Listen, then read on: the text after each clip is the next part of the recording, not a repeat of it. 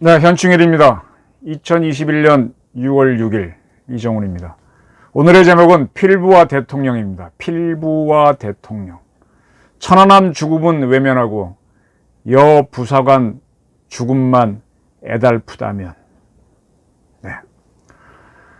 이런 이야기를 하려고 합니다. 애통과 충렬의 차이는 무엇인가?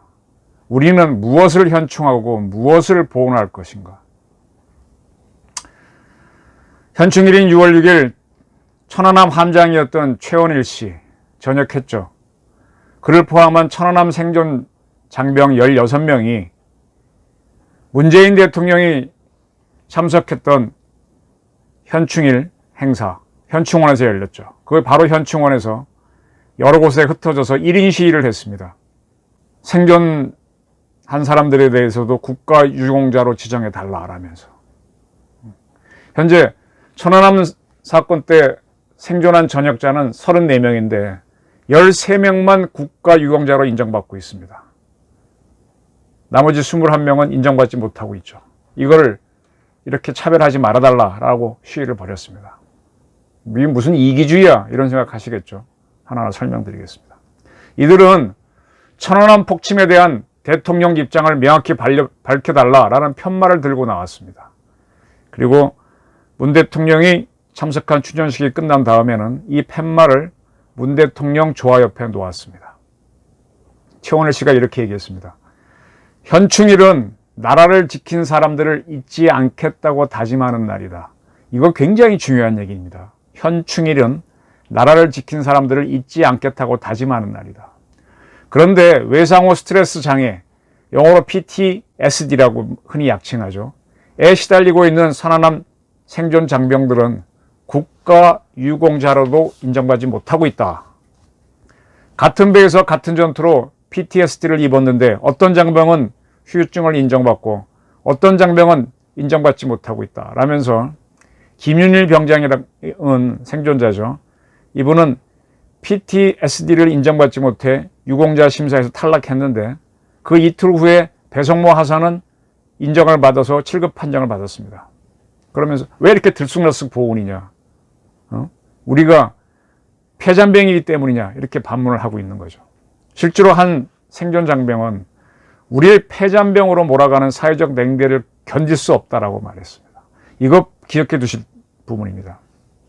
대한민국은 뭐 승리한 사람에 대해서는 잘 대할 수 있죠. 그런데 패배한 사람들을 어떻게 대할 것이에 대한 이 자세와 어떤 이념을 정리해 놓지 못하면 대한민국은 제대로 된 국가가 아닙니다. 천안함 폭침이 북한 소행이 아니라고 주장하는 음모자들은 사람인가 싶다라고도 이야기했습니다. 제가 오늘 하고 싶은 얘기가 현충과 보훈입니다. 우리는 현충과 보훈을 크게 잘못 이해하고 있다는 지적을 하고 싶은 겁니다. 이 지적은 문재인 대통령한테도 드리고 싶은 겁니다. 현충, 국어사전 찾아보십시오. 충렬이라는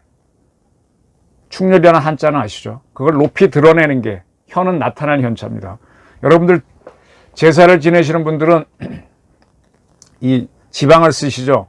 현고 학생 부군. 현자가 바로 드러낼 현자부터 시작하잖아요. 지방에 드러내는 겁니다. 봉건 시기, 우리는 지금 근대화를 한 나라지만 그 이전의 시기, 조선 고려 이때는 나라를 위해 숨진 사람들을 기리는 사당, 그 신의를 모신 사당을 많이 지었죠. 대개 충렬사라고 많이 이름을 지었습니다. 이런 충렬사 중에 대표적인 것 중에 하나 꼽으라면 부산에 있는 부산 충렬사를 꼽을 수 있습니다. 뭐 부산의 유형문화재로 되어 있는데 이 충렬사는요, 이 유래가 임진왜란 첫 전투가 부산 진성에서 정발 장군이 싸우는 거죠. 두 번째 전투가 부산 진성에서 송상현 장군이 싸우는 거죠. 둘 다 우린 패전합니다. 이 전투에서 정발도 사망하고 전사하고 송상현도 죽습니다. 이 패전한 장수인 송상현을 모신 사당이 충렬사였습니다. 처음에는 송상현이기 때문에 송공사당, 송공사라고 이름을 지었었습니다. 네, 결코 승장이 아닙니다. 패장입니다. 그러나 그는 목숨을 잃으면서 나라를 위해 싸우다 죽었습니다. 그리고 첫 전투인 부산진성 전투에서 전사한 정발 장군도 모시면서 송공사를 충렬사로 확대하면서 이름을 바꿉니다. 그리고 동래성 전투에서 같이 숨진 양산군수 조영규, 동래 교수 노계방, 그리고 그 지역의 유생이었던 문덕겸, 양조한, 비장이라는 거는 뭐라 그럴까요? 하급 장수라고 보시면 되겠네요. 송봉수, 군관, 김희수, 겸인, 신여로, 향리, 송백, 부민, 김상 등의 위패도 이 충렬사로 모시게 됩니다. 이분들은 임진왜란 초기 전투에서 다 희생된 분들인데, 국가를 위해서 희생된 분들이죠. 송공사에도 충렬사에도 들어가지 못하고 따로 사당을 만들어서, 이런 따로 만든 사당을 별사라 그럽니다. 거기에 모셨던 분들인데 이분들의 위패도 충렬사로 모시게 됩니다. 그리고 이후에는 더 확대해서 부산 지역에서 순절하거나 공을 세운 모든 선열들의 위패를 충렬사를 모셨습니다. 그래서 지금 충렬사에는 송상헌, 정발 외에 93위의 을 포함해서 93위의 신의가 모여 있습니다. 그럼 간단하게 말하면 충렬사는 부산 지역에 있었던 조선시대의 현충원이라고 할 수 있습니다. 좀 더 설명드리겠습니다. 현충일이라고 하는 이 어원이 됐다, 뿌리가 됐다고 할 수 있는 게 아산에 있는 현충사인데, 현충사는 충무공 이순신을 모신 사당이지 않습니까?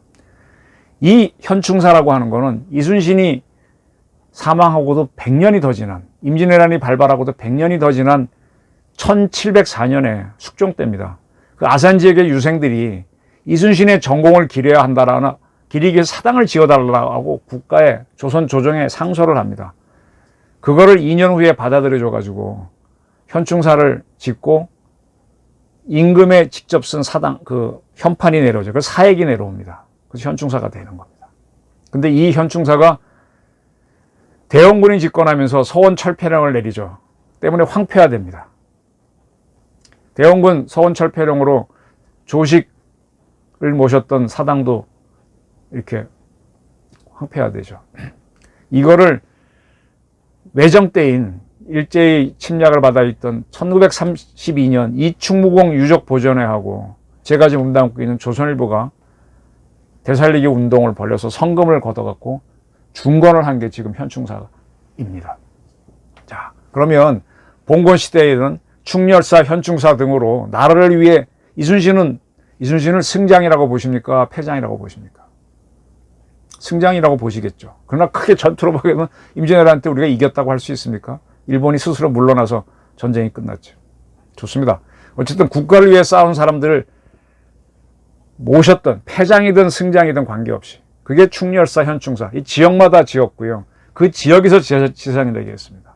근데 6.25 전쟁을 치르면서 동작동 국립묘지, 국군묘지를 만들었다가 그게 서울 현충원이 되고 대전 현충원에 만들고 또 이천과 또 이런 어딥니까 그 영천 등에다가 호국원을 만들면서 이제 국가가 관리하게 된 거죠. 그러면 현충원, 호국원은 뭐냐? 국가를 위해 이겼든 졌든 관계없이 나를 희생한 사람들을, 그분들의 충성을 기리는 겁니다. 이기는 것, 승장을 기리는 것이 아닙니다. 중요한 건 국가에 대한 충성입니다. 보훈에 대해서 잘못 오해하고 있는데, 사전은 국가의 존립과 주권 수호를 위해서 신체적, 정신적, 분명히 정신적 들어가 있습니다. 그 스트레스도 해결해 줘야 됩니다. 희생을 당하거나 뚜렷한 공헌을 세운 사람 또는 그 유족에 대해서 국가가 적절한 보상을 하는 게 보훈입니다. 그러면 천안함 사건 때 정신적 외상 증후군을 입었다. 국가가 보훈해 줘야죠. 근데 왜 국가유공자로 인정을 안 하는 겁니까? 문재인 정권은. 제가 이 이야기를 하는 거는 조금 후에 풀어보겠습니다. 보훈은요, 승전한 이한테만 하는 게 아닙니다. 패전을 했더라도 자신의 몸과 마음을 희생시킨 모든 이들에게 하는 겁니다. 미국 보훈처도 월남전에서 미국도 많이 당했잖아요. 베트콩한테. 그런 모든 사람들을 보훈하고 있습니다. 대한민국 보훈처도 마찬가지여야 됩니다. 천안함 피침 사건이 일어났을 때 저는 그 사건에 대해서 상세하게 압니다. 제가 천안함 정책이라는 책을 냈습니다. 또 그거 말고도 또 천안함 사건이 조작극이다 하는 걸 반박해서 책을 또 냈습니다. 그래서 자세하게 설명할 수 있는데, 천안함 피침 사건 때 이명박 정부는 전사한 장병들한테 화랑보험원장인가 줬어요. 저는 그게 과연 옳은지 좀 의문점이 있습니다. 그런데 그때 생존한 사람들에 대해서는 왜 다 보온하지 못합니까? 이거는 뭐냐? 현충과 보온에 대한 이해가 이 문정권조차도 조선시대만도 못하다, 봉건시대보다도 못하다, 한심하다 이런 얘기입니다. 천안함 사건을 패전으로 보더라도 보온은 해야지. 더군다나 그때 희생된 용사들을 다 국립현충원에 모셨는데 왜 못하냐 이거예요. 잘못 이해하고 있습니다. 문여권 사람들 중 일부는 천안함 사건을 자작극 또는 미국이나 이스라엘 잠수함이 했다고 하는 그런 식으로 의심하는 사람들이 있습니다. 제가 그것 때문에 별도의 책을 냈다가 지금 화면에 나오는 이런 책을 냈었습니다. 근데 이러한 의심에 사로잡힌 사람들이 일을 저질렀었죠. 제가 방송에서 한번 다뤘지만은 대통령 소속 군 사망사고 진상규명위원회, 이게 다 각 부처별로 만들었던 과거사위원회들입니다. 거기에서 천안함 피침 사건 재조사를 결정했었죠. 신모라고 하는 사람이 요구한 것 때문에. 신모란 사람은 요구할 자격이 없는데. 그러다 나중에 잘못된 거가 터져 나오니까 이 결정을 취소하고 위원장이 사퇴를 했습니다. 바로 이 사건 때문에 천안함 생존자, 최원일 함장들 이런 사람들이 4월 1일부터 국방부와 청와대 등에서 67일째 시위, 1인 시위를 하고 있습니다. 이들은 자기 동료들 희생됐고 자기들도 쇼크를 먹고 최원일 함장은 진급도 하지 못하고 결국 대령으로 명예 진급해서 전역했지 않습니까? 이게 뭡니까? 관련자 처벌과 재발 방지책을 요구하고 있지만 청와대와 국방부는 답변하지 않고 있다라고 말합니다. 정부는 천안함 음모론에 침묵하지 말고 명확한 입장을 내놔라. 나라를 위해 목숨 바친 천안함 장병들을 잊지 말아달라고 이야기하고 있습니다. 천안함 음모론이 있으면 내놓으라 이거예요. 제 기자 이정훈도 음모론 허구라는 거를 제 논리로서 이렇게 별도의 책으로 내놨습니다. 정부는 천안함 음모론이 맞다면 내놔보세요. 그럼 저라도 붙어서 한번 따져보겠습니다. 뒤에서 수군거리지 말고, 위원장 했던 사람이 이상한 사람이잖아요. 신모란 사람도 이상한 사람이고. 제 이 천안함 정치학 이 책이요. 천안함 사건 갖고 재판 벌어지고 있을 때 신모 씨, 이거 재판장에서도 증거로 제출되고 했던 책입니다. 저희가 굉장히 나름대로 공을 들었었고, 저는 천안함 백서를 만들 때 그 백서의 미비점을 따졌던 사람입니다. 저도 천안함에 대해서는 이야기할 게 참 많습니다. 자, 이렇게 천안함을 의심하는 사람들은 아마 이런 사람들일 겁니다. 주사파들 중에 많겠죠. 거기에 경도돼 있거나. 그런 사람들은요, 6.25 전쟁도 우리가 북한이 남침을 유도했다. 남침 유도서를 믿고 있거나 내재적 접근법으로 6.25 전쟁을 보는 사람입니다. 우리 사회 모순 때문에 일어났다. 그런 생각을 하고 있다면 한 번쯤 권력 잡았으니 당신들 6.25도 자작극이나 자초극이 아닌지 한번 재조사하자고 좀 해보죠. 응? 그런 용기는 없으니까 천안함이나 물고 늘어지고 있죠. 이왕 더 나가서 임진왜란도 우리가 유도한 거 아니냐. 유도했다고 한 건 저는 유도했다는 설명도 할 수 있어요. 왜? 그 이전에 삼포외변 등 해가지고 이미 작은 외란들이 있었거든요. 그걸 우리가 잘못 대처했기 때문에 자초했다고 할 수도 있죠. 이런 주장도 한번 해보라고. 이 불구죽죽한 사람들. 응? 이러한 생각을 가진 자들이 국가보안법 폐지 운동을 벌이고 있고 국정원 축소 내지는 폐지 운동을 하고 있습니다. 네. 제가 며칠 전에 다뤘죠. 이 국정원을 반신불수로 만든 게 문재인 정권이죠. 김병기 법안을 통과시켜가지고 국정원을 반신불수로 만들었는데 국정원이 6월 10일 60돌인데 그 전에 문재인 대통령이 방문했습니다. 그리고 국정원 잘하고 있다고 박수 쳐줬습니다. 그러나 국정원 새로 만든 모토가 나왔죠. 대한민국을 위한다는 것도 없이 어느 국가인지 모르겠지만 국가와 국민을 위해 헌신하는 이렇게 썼던데 그 딱 보면서 저는 국가가 아닌 대통령에게 충성하고 법치가 아닌 인치를 하는 조직을 만들자고 대통령이 방문한 건 아닌가 이런 생각을 합니다. 제가 아주 외람되게 제 얘기만 안 했는데 제가 국가정보학이라는 책을 낼 때 한 파트 공작은 제가 썼습니다. 국가정보에 대해서 제가 좀 말할 수가 있습니다. 문재인 대통령은 국가정보가 뭔지 모르는 사람인 것 같아요. 그러니까 저렇게 해놓고 어떻게 보면 뻔뻔하게 국정원을 방문해서 박수를 치고 있는 거죠. 천안함 사건도 그러니까 저렇게 다루고 있는 거죠. 천안함 생존자들이 1인 시위를 했던, 대통령이 왔으니까 경호 때문에 이분들은 뭐 현충원에 들어가지도 못하겠죠. 끝난 다음에 흩어져서 1인 시위 하다가 끝난 다음에 그들의 팻말을 대통령 조화 앞에 갖다 놓는 그 정도 했겠죠. 이 추념식이 끝난 다음에 문재인 대통령은 국군 수도병원을 찾았습니다. 거기에 희생된 숨진 이모 여군 부사관 추모소가 있습니다. 아직 빈소가 만설되지 않아서 추모소를 방문해서 유족들에게 얼마나 애통하시냐, 국가가 지켜주지 못해서 죄송하다라고 했다고 모든 언론이 보도했습니다. 그리고 문재인 대통령은요, 이 현충일 추념사에서 이 공군의 성추행 피해 부사관 사건 관련 또 부실 급식에 대해서 공개 사과를 했습니다. 최근 군내 부실 급속 사례들과 아직도 일부 남아있어 안타깝고 억울한 죽음을 낳은 병영 문화의 폐습에 대해 국민들께 매우 송구하다라고 사과했습니다. 잘했습니다. 이건 잘했다고 봅니다. 병영 문화의 폐습. 글쎄, 이게 병영 문화만의 폐습입니까? 병영이 아닌 곳에서는 이런 폐습 없습니까? 군도 사회의 일부입니다. 사회에서부터 잘못된 걸 갖고 들어오는 사람들이 있어요. 그걸 군 문화만으로 몰지 마십시오. 군 문화는 따로 있습니다. 전투를 하는 과정에서의 잘못된 게 있다면 군 문화의 폐습이겠지만, 사회에서 오염된 걸 갖고 일어나는 군에서의 문제를 군의 폐습이라고 몰지 마십시오. 그리고 문재인 대통령은 보호는 지금 이 순간 이 땅에서 나라를 지키는 일에 헌신하신 분들의 인권과 일상을 온전히 지켜주는 것이라고 그랬습니다. 이런 이야기를 추모연사에서 했다면 천안함 생존 병사들에 대해서도 보호를 해야죠. 근데 이러한 내용을 추념사에 넣는 거는 도하 언론 보도에 따르면 문 대통령이 요구해서 넣었답니다. 6월 5일 날 문 대통령이 추념사에 공군 여중사 사건에 대한 메시지를 넣는 것이 좋겠느냐라고 물으면서 그걸 넣으라고 강요했다는 겁니다.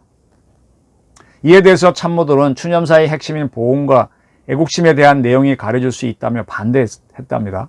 그리고 이미 최고위층 지휘 고하를 막론하고 엄정 조사 및 강력 대처하라고 대통령이 지시했고 공군 총장까지 사실상 경질했으니 현충일에는 해당 메시지만 담자라는 의견을 게시했음에도 불구하고 문 대통령이 사과 표현을 넣도록 요구해서 넣었다는 겁니다. 그리고 직접 공군 부사관 추모소를 찾아가서 고인을 애도하고 유가족을 찾아가겠다면서 고인을 애도하고 유가족을 위로하기 위해서 가지만 우리 군이 이 모습을 보고 환골탈태하지 않으면 안 된다는 강력한 메시지로 받아들여야 한다. 자신이 이제 그러한 사과 문구를 넣고 추모소를 방문한 것은 우리 군에게 환골탈태를 요구하기 위한 경고다. 이렇게 요구를 했답니다. 이것이 사실이겠죠. 조금 가장된 건 집어넣은 건 있는지 모르지만. 그리고 실제로 6월 3일 문 대통령은 참모들과의 회의에서 공군 부사관 사망 사건과 관련해서 군을 강하게 질책하며 화를 냈다고 합니다. 네, 좋습니다. 제가 제목을 필부와 대통령이라고 잡은 거 놓치지 마십시오. 생을 끊는 이후의 영혼을 위로하고 유가족의 슬픔을 함께 해야 하는 게 옳습니다. 그러나 군 통수권자라면 나라를 위해 목숨을 잃은 이들은 반드시 위로해야 됩니다. 군 통수권자라면, 필부라면 그렇게 하셔도 되지만 군 통수권자라면 천안함 46역사는 나라를 위해 근무하다가 적의 기습으로 목숨을 잃은 이들이니까 이들을 위로해야 됩니다. 군 통수권자로 가신 겁니다. 현충원은. 문 대통령이 얘기했죠. 국가가 지켜주지 못해서 미안하다. 국가가 지키는 것은 국민입니다. 국민은 자기가 보호받기 위해서 국가를 만든 겁니다. 정부를 만든 겁니다. 근데 이 국가가 국민을 지켜주기 위해서 국민의 일부를 고용합니다. 군인으로 고용합니다. 그래서 군인이 국민을 지켜줘야 돼요. 근데 그런 군인이 어떤 적과의 싸움에서 희생되거나 그러면 그 죽음을 감사의 뜻으로서 국민과 국가는 그걸 현충으로 그가 어떠한 삶을 살았던 범죄자적인 삶을 따라 또 현충으로 모시고 보훈을 하는 겁니다. 그러나 적에 의해서 희생된 게 아니라면 범죄의 행위로 인해 희생된 것이라면 조금 생각은 해봐야 됩니다. 군 통수권자가 현충일 날 조문을 해야 될 거는 국가를 위해 희생된 사람들을 조문할 것이냐, 범죄에 의해서 희생된 사람들을 조문할 것이냐 판단하셔야 됩니다. 둘 다 할 수도 있습니다. 둘 다 했다면 국가를 위해 희생된 사람들 묻혀있는 대전현충원에 있죠. 천안함 용사들. 거기도 가셔야죠. 누구부터 조문할 건지도 판단하셔야죠. 그래서 제가 제목을 대통령과 필부로 잡은 겁니다. 통수권자니까. 대전현충원에는 천안함 희생자 묘소가 있죠. 수도병원에 갔으면은 저는 대전현충원도 가야 된다고 봅니다. 대통령이랑. 근데 그곳에 가면 누구 또 묘소가 있습니까? 백선엽 장군 묘소가 있죠. 백선엽 장군 돌아가신 거하고 서울시장 돌아가신 거하고 겹쳐지죠. 대통령은요, 필부의 자리가 아닙니다. 생사여탈권을 쥐고 있습니다. 옛날에는 부호를 쥐고 있던 자리입니다. 필부가 하는 자리가 아닙니다. 박원순 시장이 숨졌을 때 서울시장으로 치르게 배려해줬던 문 대통령이죠. 그는 누구를 위해 눈물을 흘려야 되는 사람입니까? 현충원에, 서울 현충원에 있는 묻혀있는 숱한 장벽들 위패 앞에서 추념사를 읽고도 문재인 대통령은 필부의 감정, 필부의 심정에 쌓여 있는 거 아니냐. 그리고 그는 북한이 한 행위에 대해서는 한없이 관대하고 특등 머저리, 삶은 소대가리 해도 찍소리 안 하고 우리 군에서 한 여군이 희생되니까 그렇게 화를 냅니까? 이게 대한민국 군 통수권자입니까? 필부라면 제가 용납하겠어요. 현충일입니다. 한번 생각해 보십시오. 여군 중사의 죽음 애통합니다. 근데 거기에 몰입하는 대통령을 보면서, 거기에만 몰입하는 대통령을 보면서 최원일 함장의 저 1인 시위, 16명 용사들의 1인 시위는 우리 사회는 어떻게 봅니까? 보훈 달라고 징징거리는 걸로 보시는 분들 계신가요? 최원일 함장이 제대로 얘기했습니다. 현충일은 나라를 위해 희생된 사람을 기리는 날입니다. 그 원칙이 무너져 가기 때문에 대한민국이 위태로운 겁니다. 보잘것없는 제 이야기 경청해 주셔서 감사합니다. 고맙습니다.